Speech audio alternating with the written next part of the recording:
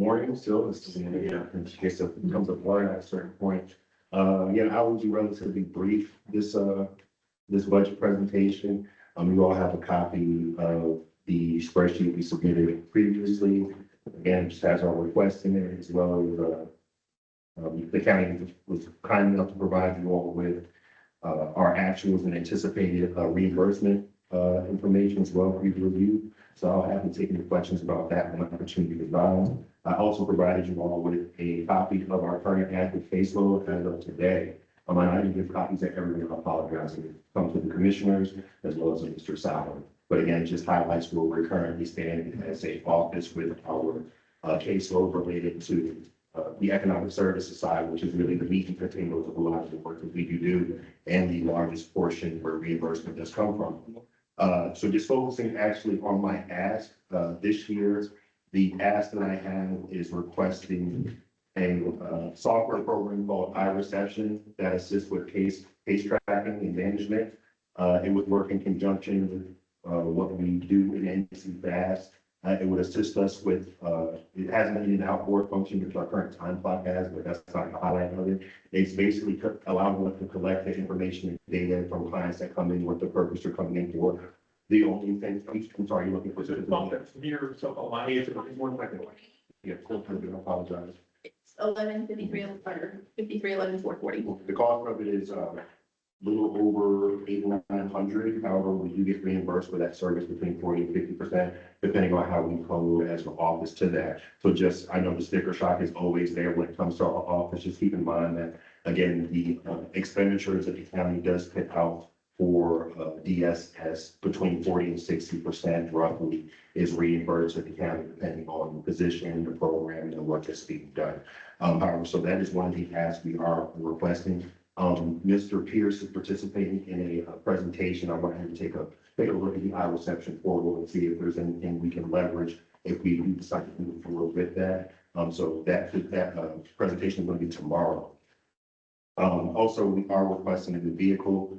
We're requesting $12,000 for that. That's based on the information we received from Christy and William as relates to what we should put in there for a quote. So again, I can't speak accurately to that. However, I will say that we appreciate the donated county car we did receive from the county for a secondary car after we purchased our previous one. However, that one has had some maintenance issues that we have seemed to not be able to overcome. So again, we are in need of a second vehicle as it stands. Our current vehicle is out, which it is right now. We have staff on training, then say our social workers or other staff have to use our own vehicles to transfer trainings and other required work duties. So again, we have to pay out traffic for that. So again, that is an important need for us. Outside of those typical requests, I'll just refer to the salary spreadsheet. It should be like the last page here. And the two requests we are making here is for us to add a part-time front desk worker. I'll focus on that first. We're making that ask because we only have one front desk worker, and basically when she is not out or when she has to take her lunch break or do a mail run, we just rotate one of our IMC workers to the front to do that. So the issue that comes with that is, for the hour for lunch or the 30 to 45 minutes, however long it takes for her to do the mail run, the workers are up there answering the phones. The issue that comes with that is they cannot do actual case management work up there due to privacy concerns. So that hour, 30, hour 45, maybe up to 2 hours, they're losing out on that work product and that work time. So we do believe that having a part-time front desk worker will be of great assistance to one of our staff being able to focus on the work that they do on a day-to-day basis, but also work with transition Grace and whenever that comes to. If you are familiar with who Grace Pierce is, respectfully, she is one of our senior employees in our office. And she has the luxury of literally being able to just walk out that door and say she's retiring because she has that much leave. I've managed people in other offices, but I've never seen a pool of leave that large. And again, and that with her taking her little 2 week vacation every year, and she's about to actually take a 2 week vacation in the coming weeks due to first time grandmother. So again, we're going to be without her, and it will be a front desk rotation at that time. So again, it's something that we do need eventually, as Grace is already at retirement age. And we do want to kind of see why ourselves and making sure there isn't, but so much, loss in process and program management in that time frame. And some succession plan. Correct. And that's what it comes down to. On this part-time, are you thinking like 10 to 2? Yeah, probably, because Grace, we do, she does lunch 12, 2 mail runs, one's at 11, and then another one is like at 2 or 3, just depending on how the day goes. So that would be the time. Yeah, yeah. And then last, one little request we are making from a salary standpoint is just a pay increase for Sean Hill, our finance officer, titled the administrative officer. Would like to move her title to administrative officer 2 and give her a $5,000 pay increase. I think she's deserving of this, if I'm being honest, and it's about ensuring that the staff we have here are valued and appreciated. And again, for a lot of the reimbursements and ensuring that the money is spent appropriately and we are coding correctly, a lot of that goes through her. She's the how will I say it, the guard at the gate, the guard at the tomb, you know, making sure everything is safe and ensuring that we're getting the appropriate reimbursements.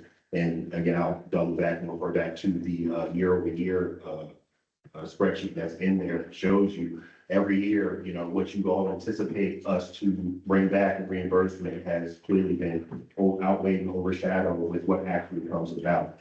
Again, a lot of that has to do with what Sean does here in our office from a value stance as far as the finances. So again, if that basically highlights what my asks are. Everything else in our budget is just the way things are as far as our contracts that we have in place with our child support program. As well as those that the numbers that we put in there that are based on the budget estimates that we have. Again, I will always make it up that the budget estimates that we do put in there, they are usually going to be a little higher than what the reality is. Mr. Tower and Mr. Robinson can speak to that as well. So again, I'll just open the floor for questions if there are any. Yes. Yeah. So one question, talking about the vehicle, the need for the vehicle. Yeah. You have a cumulative cost of what you can spend on, auto reimbursement for folks.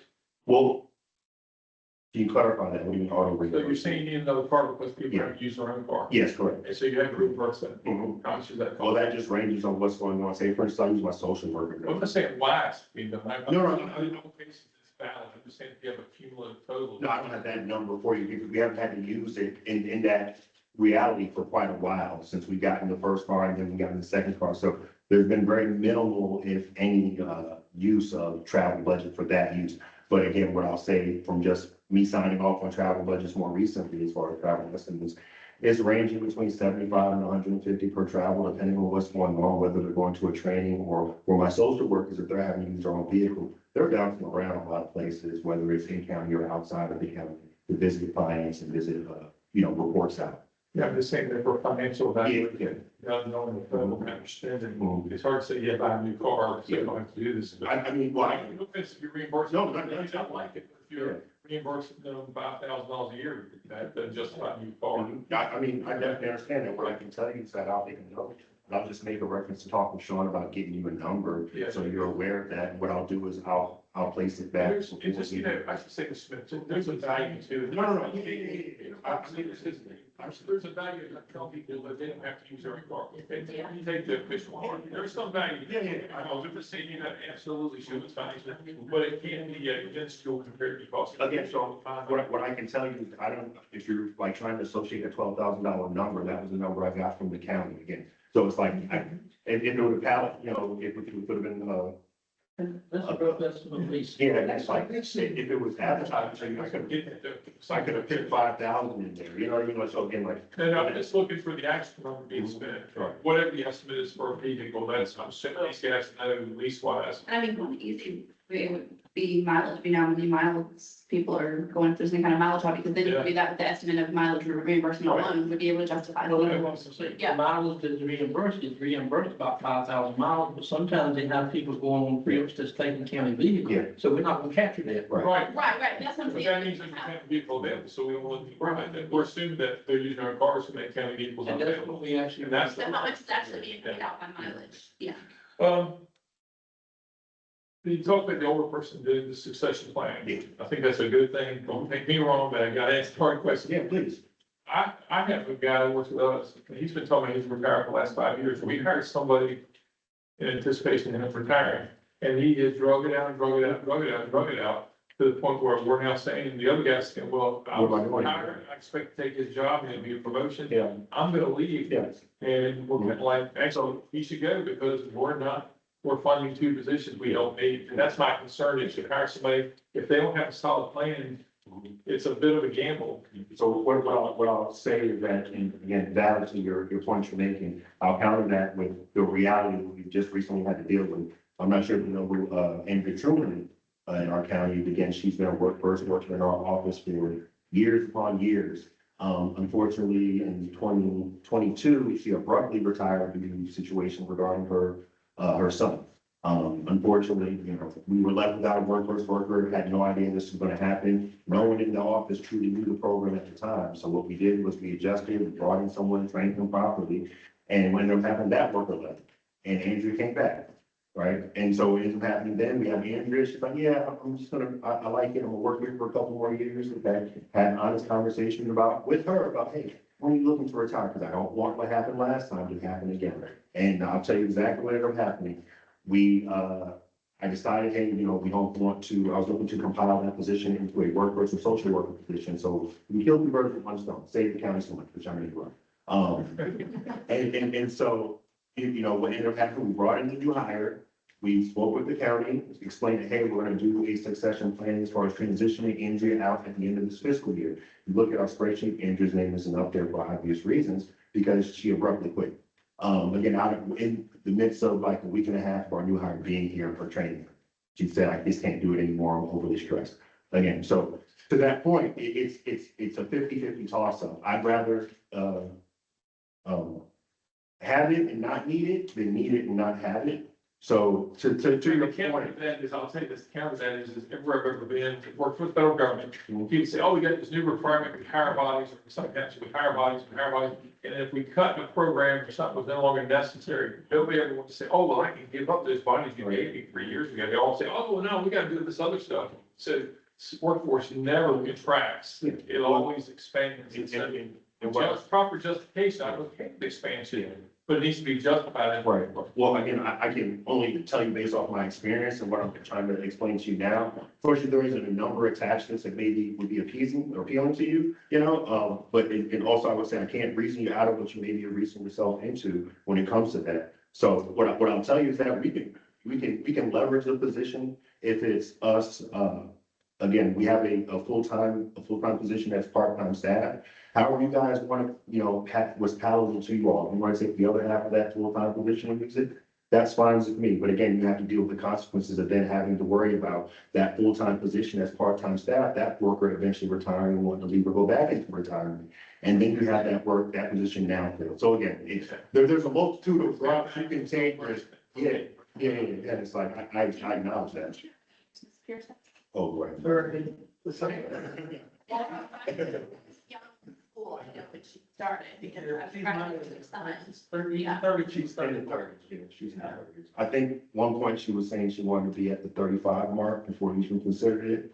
But again, you know, grandbabies and life for her is taking some turns like. And her parents. Correct, yeah. Yes, it's way Well, recently. wait a minute, when I got to the retirement age for the federal government, and I said, okay, I'm leaving Yeah. this next year. They kept trying to convince me, I just said, hire somebody, I'm leaving at the state. So organizations, some will not do any advanced planning, and then some overplan, not the government, not overplan organization, I'm here for full-time jobs.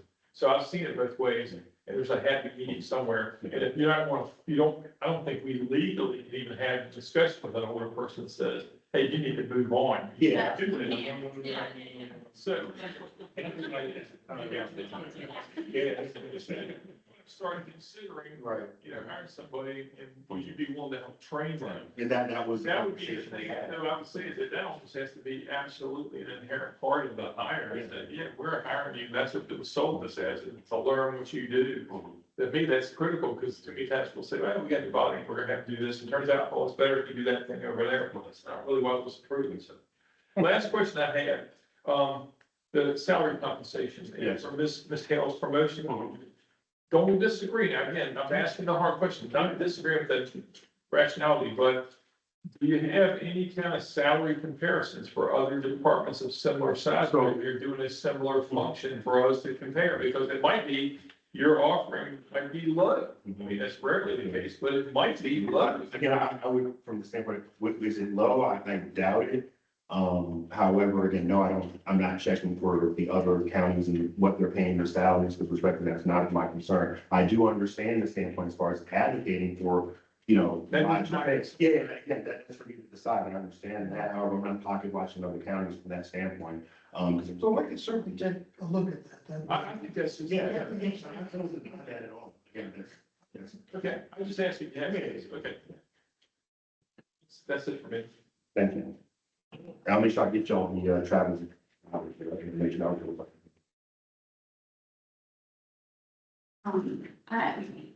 I know it's hard to project out, but this is 26, 27, and there's gonna be changes that are coming down. Is this Yes. accounting for any of that? No, what I'll say is regards to like HR one and what's going to happen with that, I'll just acknowledge from the standpoint of. Since Medicaid expansion, we have not had staff to either of those units. Again, we have fought through all of that. And I'm of the thought process that our office will still fight through it and survive and stay above water. We are very grateful, with the changes coming with added workloads regarding recertifications and sort of along those lines. I'm pretty confident that both the Medicaid unit and the FNS unit will be fine. Okay. With the addition of the QA worker, although they don't have the necessary caseload, they have the capability and ability to plug and play in both units and assist with them where, you know, the assistance is needed there. Okay. So that's my overall statement on Yeah, that. projected it, because I didn't know Yeah, there would be. it's very hard to, because we don't know what it's gonna look like Right. holding it, as far as what, you know, the costs are gonna be when it comes to reimbursement. The workload, at January 1, 27 is gonna have an increase on, verifications, those type things, So- that kind of stuff, the HR one. And so I was wondering if you projected, or if there'd be like a mid-year ask, because all of a sudden there's this increase in things coming to January 1st. Got it. Yeah. With the increase, didn't they come back and reduce the allocation back to the county? And even though you're gonna have more work. Yeah, more work, and again, the other side of it is that, you know, they reduce the reimbursement. Yeah, I think they could have, now would be. Yeah. With that work, then you may come off, Yeah, it may potentially balance out, but we'll see how it goes when this. The leaving prices, do you have anything that's just an That's estimate? just the estimate as we always get. Well, they'll let us know what the number is when I the know that. spreadsheet is sent out. Yeah, it's less than what we always project on there from the estimate. Usually have to make an adjustment. Yeah, but again, we just fit that in there because that's what they pick. We'd rather hit that and lower it instead of having a lower number and have to increase it, because then you're overly concerned with what you're really looking for. Personal limit, Yes. called your offices. Turned 65 in January. I did all of the paperwork and signed it for Medicare, but I was like, I'm reading, I'm still confused. I said, I'm damn it. So we don't, I got a master's degree in engineering, and I can't freaking understand what all this crap is. so we don't see Medicare though. I did, but I actually called your office. Okay. Whoever it was that I talked to, Yeah. they were damn good. I apologize. No, I don't. I remember thinking, I should work for NACO. Yeah. They were really good. In 10 minutes, they settled my nerves greatly. And exactly what they said is played out and it's working perfectly. Their comment, I think they made a recommendation, why don't you call me with asking for an early card, because it's going to have medical thing. Worked exactly. So whoever it was in your office said that. I'll make sure I- For me, I make sure I run back to them and let them know that what I'll say again is I was embarrassed, to be honest with you. But, it's like, no, like, I get it, you know, again, like, that makes me happy, again, that means the culture and the work we're trying to accomplish there is actually happening.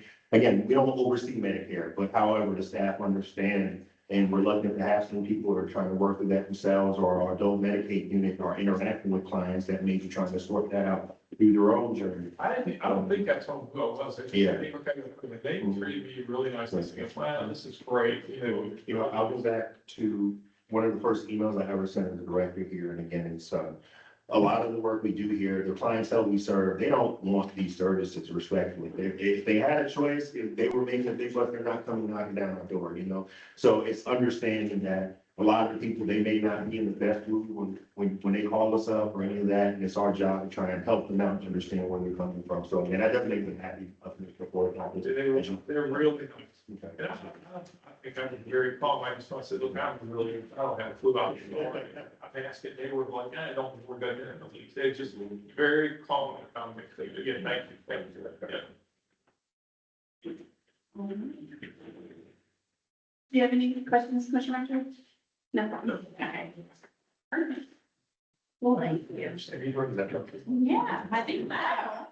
I mean, hey, Overestimating that one. yeah. But we're trying to allocate last year.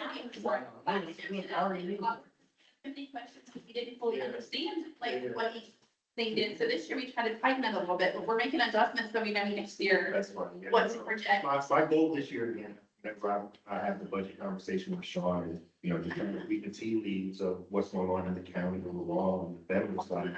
And, my goal is I'm trying to reduce where I can reduce. And even if you do the numbers as it stands, I think we would still